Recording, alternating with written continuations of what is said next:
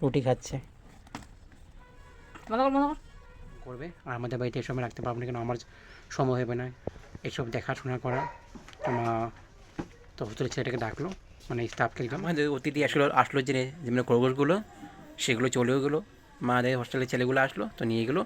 তো ভালো থাকবে।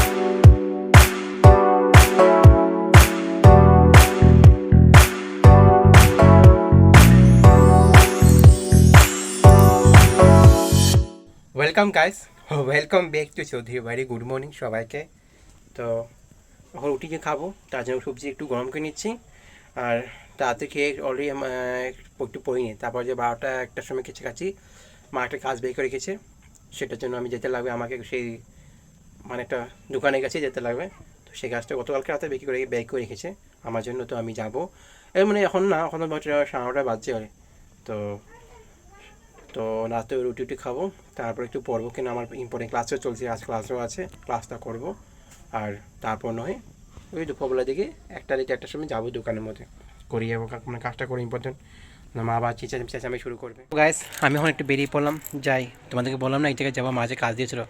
দেখছি ওটা চেনটা, ওই চেনটা একটু ঠিক হতে চাই, হুকটা একটু মানে খুলে গেছে তো মার। তো যাই একটু ঠিক করে নিয়ে আসি, কেননা আমার আগামীকালে যাবে দিদি দেবে এইতে। আর খালি গোলা থাকলে খারাপ লাগে না, এমনি অন্য চেন আছে তো বলছি এটা পরবো, অন্যটা পরবো না। তো এটা বাস নর্মালি ইউজ করার জন্য, বাদ বাকি ওইগুলো তো ইউজ করা যায় না সবসময়। তো এই বাস গিয়ে সময় দোকানে বাস হুকটা লাগিয়ে আসবো, হুকটা ছিঁড়ে গেছে, আরটা আছে ওটাও ঠিক করবো না, এখন এটা বাস নর্মালি ঠিক করে দিই।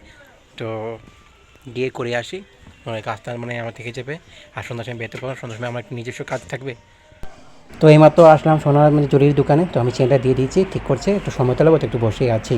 তো ওদিকে দাদা ঠিক করছে, লাগিয়ে দিয়েছে হুকটা, তো একটু বলছে বসে থাকতে, যত সময় একটু লাগবে। তো তো বসে আছি, তো ও ঠিক করছে, তো ঠিক করে নিয়ে যাবো এখন বাড়িতে। কাজটা করে আসলাম, চিন্তা শেষ হয়ে গেছে। মানে নতুন একটা আবার লকেট লাগানো হয়েছে এখানের মধ্যে, হুকটা আবার ছিঁড়ে গেছিলো মারি চেনটার। তো সব কিছু ঠিক আছে, হয়ে গেলো, কাজটা করে দিলাম। আর নাহলে তো বিকালবেলা আসলে দুপুরবেলা আসলে চিরাচিরি করবো, তুই এই কাজটা করলি না, আমি কি পড়ে যাব। আছে অন্য আছে, কিন্তু এটা পড়ে যাবো বলছিল, এই বাস এই হুকটা লাগাবার জন্য আমি গেলাম, করে দিলাম। মা কাজটা হয়ে গেছে। এখন আমার বাকি আছে আমার ব্যাগগুলো বার করতে লাগবে মার জন্য। আমি বলতে পারি না, আমি এখন কিছু না। আমি তখন কটা বাজে, এখন 2টা বাজে মা আসলো নাকি বলতে হবে না, চালাতে মারা ছিল, শায়দ দেরি হবে নাকি। তো যাই ব্যাগটা বার করি, রান্নাটা করেই গেলাম আমি, পড়ার থেকে উঠি রান্না ভাতটা বানানো ছিল, সবজি তো আছে, হয়ে যাবে। তো শুধু আসলে ভাতটা বানালাম, বাস হয়ে গেলাম। একটু ধরে বসতে লাগলো, কেন চোনাই দোকান, কাপড় চেঞ্জ করলাম। তো ভাত খেয়ে উঠেছিলাম, তো ভাত খেয়ে উঠেছি, তো দেখেছি ওনারা খেলছে, মানে এই যে আমার ভাই আর বেস্ট ফ্রেন্ডও আছে। এবং জল শুকিয়ে যাওয়ার মানে একটা আলাদাই ফিলিং, সত্যি এখানে অনেকটা সুবিধা হয় জল শুকানোর পরে। মনে হচ্ছে না যে জল ছিল বলে এত মাস। তো যাক জলটা শুকিয়ে গেছে, খেলছি ক্রিকেট। কদিন বার এখানে পিকনিকও হবে, মানে নিউ ইয়ারে আমার এই জায়গাটার মধ্যে সামনের মধ্যেই হবে। এখানের মধ্যে জল শুকিয়ে গেছে, অনেক পুরা ব্যাট বল খেলছে আর ক্রিকেট। মুখটা দেখাও একটু উঠলু প্লিজ। কী করবো এখন, না জল শুকিয়ে গেলে আমাদের এখানে মজা পুরা, চারিদিকটা পুরো শুকিয়ে গেছে, যে অনেক পুরা ক্রিকেট খেলছে। খড়গোশ উঠে এসেছে আমাদের বাড়িতে, আছে নতুন করে, ওরা খাচ্ছে ওরা।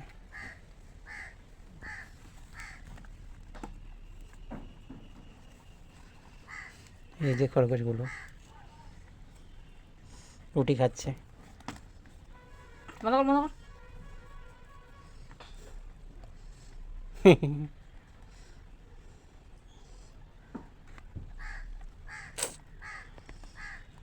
স্নান করলে মজা লাগতো, স্নান করা যায় শ্যাম্পু দিয়ে, স্নান করলে পদ্ম পরিষ্কার হয়ে যাবে।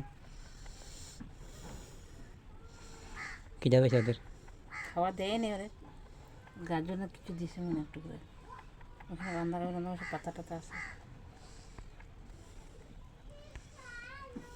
খাও তোমরা খাও, লাগিয়ে দিলাম, বাকি এটা দিয়ে দেবো। বাক্সটা আমার ছিল না, ওটা অন্য ছিল, তো ওটা দিয়ে দিল। তো মা মানে এখন এটা হোস্টেলে দিয়ে মানে পাঠিয়ে দেবে, কেন অন্যদের জায়গা আছে হোস্টেলের মধ্যে, তো সেখানে পালন করবে। আর আমাদের বাড়িতে এসব রাখতে পারবো না, কেন আমার সময় হবে না এসব দেখাশোনা করা। তো মা তো হোস্টেলের ছেলেটাকে ডাকলো, মানে স্টাফকে একজন, তো উনি নিয়ে পারবে। ওখানে অন্য জায়গা আছে, কুকুরও আছে, এসব খবর চাকার জন্য জায়গা আছে। তো এখন আসবেই 1 ঘন্টা পরে। তো রুটি দিয়ে দিলো, মা রুটি দিয়ে দিলো, খিদে পেয়েছে, দেখছি কেন খিদে পেয়েছে, ভালো লাগছে আমার। তো গাইস নতুন আমাদের অতিথি আসলো আসলো যে যেমন খরগোশগুলো সেগুলো চলেও গেলো, মাদের হোস্টেলের ছেলেগুলো আসলো তো নিয়ে গেলো। তো ভালো থাকবে, যেহেতু ওরা যত্ন করো তো তার অনেক খরগোশ আছে, তার মধ্যে দুটো আছে, তো থেকে যাবে, আরও দুটো বেরিয়ে যাবে, ভালো কথা। মানে অতিথি হাসলো আবার চলেও গেলো, বহুত অনেকটা মনটা খারাপ লাগছে। ভালো লাগে আমার খরগোশটা, অনেকটা ভালো লাগে জানি না কেন জানি। মানে পশু পক্ষী আমার এতটা ভালো লাগে না, কিন্তু রাখতে পারবো না, আমার মানে ব্যক্তিগত প্রবলেম অনেক থাকবে, মানে আমি দেখতে পারবো না, মানে আমি তাকে যত্নও করতে পারবো না, এই জন্য মা পারবে না, আমিও পারবো না, এই জন্য আমি রাখলাম। ও তো অতিথিরা চলে গেলো, ভালো হলো, থাক, ভালোতে থাকবে।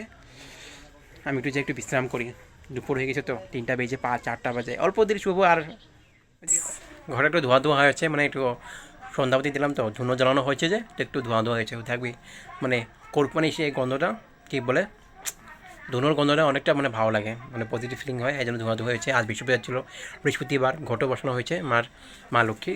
এদিকে তো মা তো, আমি দুপুরবেলা ব্যাগটা ব্যাগ করে বার করে রেখেছিলাম, তো মা এদিকে কাপড় সব গুছিয়ে নিয়েছে। আমি শিওর নয়, সেজন্য আমি মাকে বললাম গুছার দরকার নেই আমার কাপড়গুলো, কেন আগামীকাল আমি বিকাল মানে ঠিক 2টার পরেই আমি বলতে পারবো যে আমি যাবো কি না যাবো না, সেজন্য আমি কাপড়গুলো আমি গুছলাম না। আর মা নিজে অবশ্যই সব কিছু নিয়ে নিল, যা যা দরকার প্রয়োজনীয় মা কাপড়গুলো গুছিয়ে নিল। এদিকে মা সমস্ত কাপড়, এবার মারেই এত কাপড় ভর্তি, সত্যিকারে কত যে কাপড় নিয়েছে ভগবানের জানে। ও তো ঘরে পরা কাপড়, আবার আসা যাওয়া কাপড় নিয়ে নিয়েছে, ভালো আছে। মা রেডি, অলরেডি সব কিছু রেডি, সব কাপড় রেডি, আর কিছু বাকি আছে? ঘরে পর্যন্ত কি নিয়েছো, নাইটি আসা যাওয়া আসা যাওয়ার জন্য? আর শাড়ি কেন নিয়েছো? শাড়ি একটা নিলে হয়ে যেত। শাড়ি তোমার পূজাতে একটা শাড়ি নিলে চলতে। আর